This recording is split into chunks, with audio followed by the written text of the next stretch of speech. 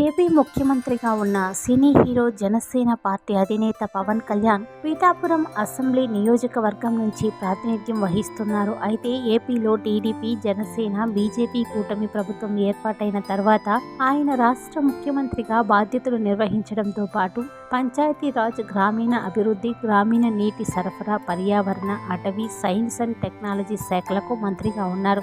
అయితే రాష్ట్రంలో కొత్త ప్రభుత్వం ఏర్పడిన తర్వాత గత 6 నెలల్లో చేపట్టిన పనులపై సమగ్ర నివేదిక 2024 పేరిట విడుదలైంది. ఈ మేరకు పీఠాపురం నియోజకవర్గం అభివృద్ధి కోసం 6.5 నెలల్లో తాను ఏం చేశాననే వివరాలను ఏపీ డిప్యూటీ సీఎం పేషి ఎక్స్ ఖాతాలో ట్వీట్ చేసింది. ఇందులో భాగంగా 2 కోట్ల అంచనా మండపం, రూ.